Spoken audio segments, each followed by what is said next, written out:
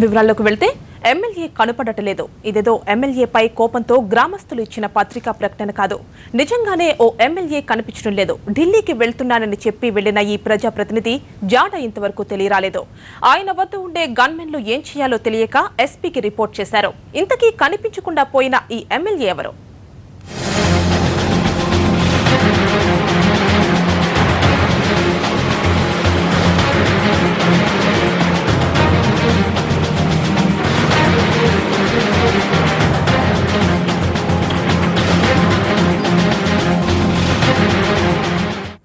గుంటూరు జిల్లా గురజాల ఎమ్మెల్యే ఎరపతినేని శ్రీనివాసరావు అజ్ఞాతంలోకి వెళ్లారు.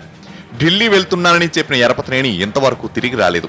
ఏం చేయాలో తెలియని గన్మెన్లు గుంటూరు రూరల్ ఎస్పీకి రిపోర్ట్ చేశారు.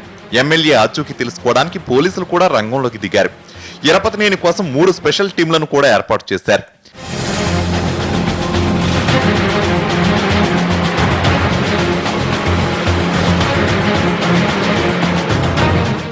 ఎరపతినేని మాయం అవడం వెనుక పెద్ద కథే ఉంది. ఆయన్నెవరూ కిడ్నాప్ చేయలేదు. ఆయనకాయనే అజ్ఞాతంలోకి వెళ్లారు. ఇందుకు 20 రోజుల క్రితం జరిగిన సంఘటనే కారణం. 20 రోజుల క్రితం పిడుగురాలలో కాంగ్రెస్ నాయకుడు నరేంద్రను నడి రోడ్డుపై అత్యంత దారుణంగా నరికి చంపారు దుండగులు. ఈ హత్య కేసులో గురజాల ఎమ్మెల్యే ఎరపతినేని ప్రమేయం ఉందని మృతుని బంధువులు పోలీస్ స్టేషన్లో ఫిర్యాదు చేశారు. దీంతో పోలీసులు ఎమ్మెల్యేపై కేసు నమోదు చేసి 3వ నిందితుడిగా పేర్కొన్నారు. ఈ కేసును పూర్తి స్థాయిలో విచారించిన పోలీసులు 13 మందిని అరెస్ట్ చేశారు.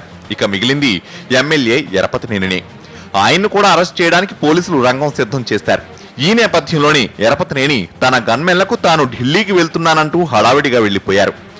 వెళ్లి ఇన్ని రోజులైనా ఎమ్మెల్యే జాడలేదు. దీంతో తమను తీసుకెళ్లకుండా వెళ్లిపోయారంటూ గన్మెన్లు గుంటూరు రూరల్ ఎస్పీకి రిపోర్ట్ చేశారు.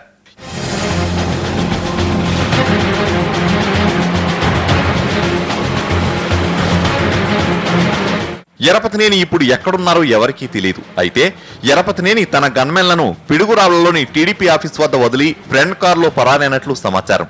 విషయం తెలుసుకున్న పోలీసులు ఎమ్మెల్యే కోసం గాలింపు చర్యలు ప్రారంభించారు.